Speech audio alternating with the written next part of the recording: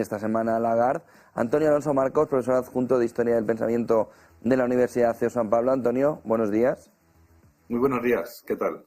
Bueno, aduce Lavrov a los acuerdos de Minsk para decir que el que está incumpliendo en este caso sería Occidente y sobre todo con el acercamiento de la OTAN y con los problemas también culturales dentro de distintas exrepúblicas soviéticas, entre ellas Ucrania, ¿no? Sí, bueno, la verdad es que al final esto va a quedar todo en una guerra de narrativas, en el sentido de que al final el que convenza al resto del mundo de por qué se están haciendo ahora las cosas es al final el que ganará la guerra. Aunque en el campo de batalla se llegue a algún acuerdo de paz o lo que sea, ya digo, el que gane la guerra será el que se lleve la narrativa a su terreno, ¿no?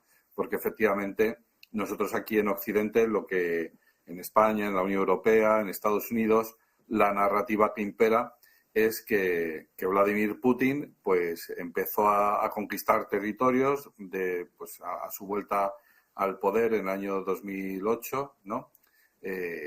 Bueno, y empezó con Osetia del Sur, luego siguió con Crimea y ahora va por Donetsk y Lugansk y quién sabe si acabará en Lisboa, ¿no? Entonces esa es la narrativa de la Unión Europea, de la OTAN, etcétera. Y la narrativa de Rusia, pues es bastante clara también. Nosotros queríamos defendernos y entonces, pues no nos dejaron más remedio que empezar a hacer todo esto. Hay una cuestión que es objetiva y hay que averiguarlo. Yo animo a los espectadores a que busquen información por ellos mismos, como animo a mis estudiantes que cuando duden de mis palabras, pues que vayan ellos mismos a las fuentes y lo busquen, porque eso, para bien o para mal, está en Internet todavía está ahí, ¿no? Y entonces que miren, que averigüen si efectivamente desde Kiev se emitían decretos para prohibir que los rusoparlantes de Ucrania pudieran hablar en ruso, o que vayan a ese documental de la CNN, que todavía debe estar colgado por ahí, en el que, siendo Poroshenko presidente del país, pues en fin, bombardeaba civiles y mataba civiles y mutilaba civiles en el Donbass. Entonces, bueno, pues que cada cual se quede con la versión que más le guste, lo cual no quiere decir que, pues eso, ¿no? Que no queremos que en España haya democracia, no, sino que yo simplemente llamo a que, pues eso, a que cada uno busque la verdad. Y la verdad es que, en fin, yo escuchando a Lavrov, a mí no me parece un señor que nos esté engañando cuando habla. Por supuesto que habrá parte del discurso que nos gustarán más, nos gustarán menos, pero a mí no me parece que esté diciendo cosas que están fuera de la realidad. Cuando por ejemplo, ha comentado el caso dice, bueno, a nosotros se nos acusa de llevar una guerra, tal, no sé qué. Dice, bueno, ¿y qué decir de Libia, de Siria, de Afganistán? Y la sala entera ha aplaudido. Oiga, es que el mundo en el que Estados Unidos llamaba al orden y la gente se cuadraba, eso ya no existe, eso ya no está. Está aquí en Europa, está en la Unión Europea, pero en el mundo ya están empezando a emerger otras realidades y el G20 es un ejemplo de esto, es un ejemplo de que las Naciones Unidas ya no sirven para resolver los conflictos, de que se están formando otros foros multilaterales en el que se empiezan a discutir estas cuestiones y donde se está plasmando que Occidente, ¿no? Estados Unidos, la Unión Europea, Japón, si quieres, ¿no? Nueva Zelanda, Australia, etcétera, van por un lado y por otro lado completamente distinto van estos señores. El G20 es un lugar donde todavía convergen ambos bloques, o ese mundo multipolar todavía puede mirarse a la cara y puede reconocerse, pero lo que parece que está claro es que ya no estamos en ese mundo unipolar en el que Estados Unidos manda y el resto del mundo obedece, calla y obedece. Pues eso ya pasó. En el caso de España sí que es verdad que estamos en ese equipo, en el equipo occidental, en el equipo de Estados Unidos, pero ya digo, en el resto del mundo eso ya ha pasado a mejor vida.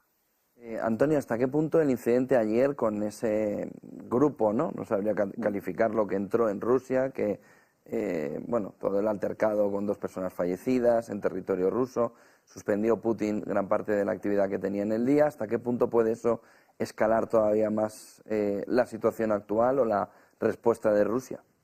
Muy bien, pues para empezar, el calificativo.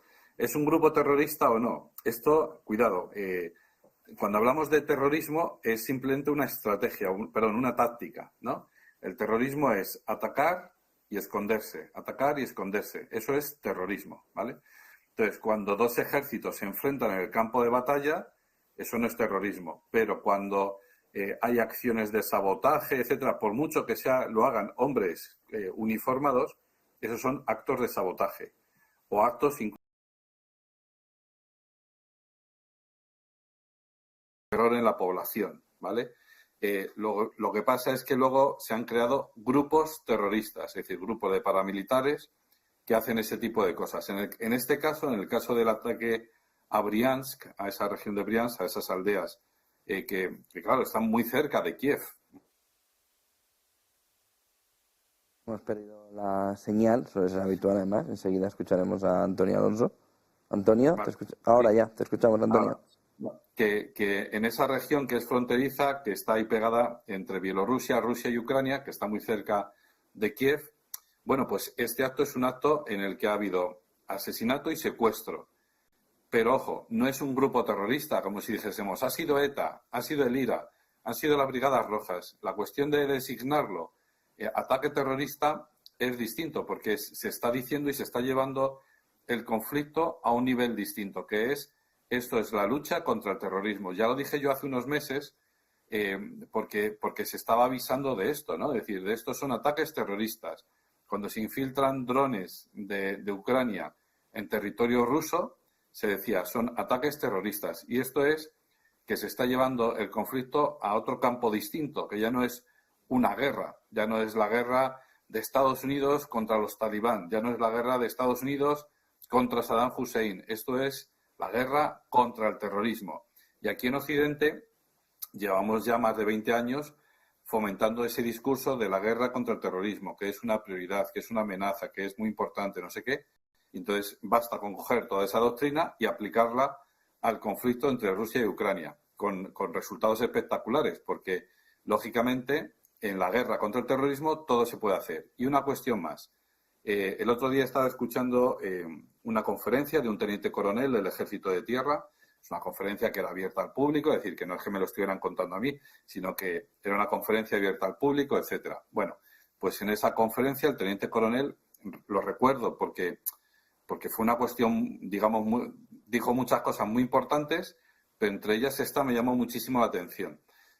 Porque, claro, es una pregunta que todo el mundo se hace, que es, si Rusia invade el territorio de Ucrania, ¿por qué Ucrania no hace incursiones en el territorio de Rusia? Y respondía él, porque esto, clarísimamente además, un militar, porque esto llevaría el conflicto a un nivel superior y entonces haría que escalara el conflicto.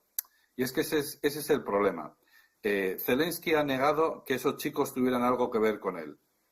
Puede ser que no hayan ido por orden de Zelensky, hayan entrado allí y tal.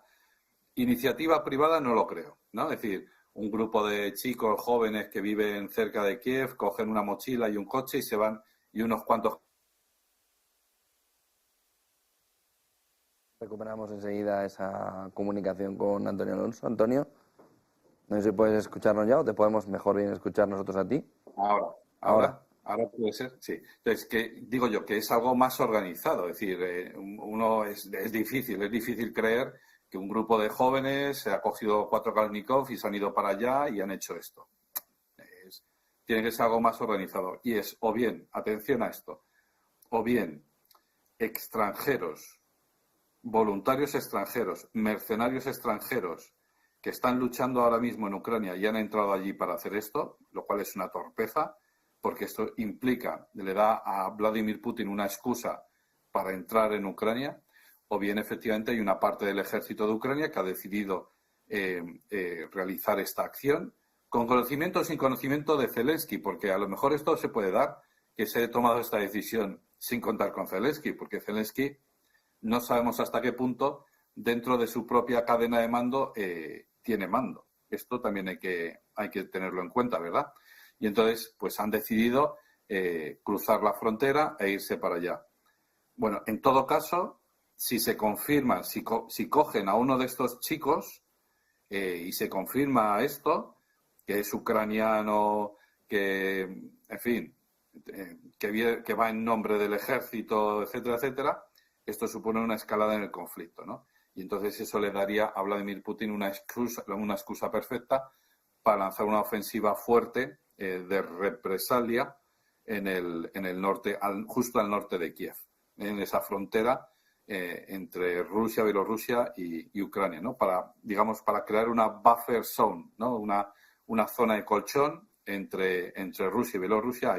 Yo entiendo que el interés de Putin no era conquistar toda Ucrania, por más que se haya dicho desde el principio de la ofensiva, yo creo que no era ese, ni tampoco llegar hasta Lisboa, ni muchísimo menos. Lo que sí era proteger a la población civil rusa que estaba en el Donetsk y en Lugansk, ¿no? Y en Crimea en el año 2014. ¿Por qué no lo hizo eso en la ONU? Pues muy buena pregunta. ¿Por qué no intentó conseguir en la ONU esos objetivos? Bueno, yo creo que sí que lo intentaron, que para eso fueron los acuerdos de Minsk y que, pues eso, todo el mundo ha visto que fueron un absoluto fracaso, ¿no? Entonces, digamos, tiene cierta lógica que Putin, en vez de acudir a la ONU, pues se tome la justicia por su mano e intente resolver por su cuenta esta situación. ¿Es eso bueno? ¿Es eso aceptable? Pues no es aceptable porque, vivimos en una sociedad, vivimos en el sistema internacional. Esa conexión con Antonio Alonso, o sea, si ya terminamos y así podemos ver la parte final de... Ya, Antonio, te podemos escuchar, sí. Si nadie respeta las normas, esto es la ley de la selva, ¿no? Entonces, es bueno que se respeten las normas. Vladimir Putin tenía, en parte, algo de razón, ¿verdad? Porque quería proteger a esa población. Y la cuestión es que hay que reconducir esta situación, ¿no? Es decir, hay que volver a sentar a la mesa a negociar y hay que volver a reconducir la confianza, cosa que se ha roto por completo en estos momentos y que reconstruirla va a costar muchísimo tiempo. Reconstruir la confianza va a costar muchísimo tiempo, pero es fundamental. En las relaciones internacionales es fundamental. Ya no estamos en la época de la Guerra Fría, en la que estamos saliendo de la Guerra Fría y llegamos a los años 90, donde la confianza mutua era prácticamente plena. Ahora estamos en un proceso involutivo en el que se está generando desconfianza. Y eso es brutal, es desastroso, es totalmente destructivo para las relaciones internacionales. Muchísimas gracias, Antonio Alonso, profesor adjunto de Historia del Pensamiento de la Universidad CEU San Pablo. Buen día, buenas clases, Antonio. Buenos días.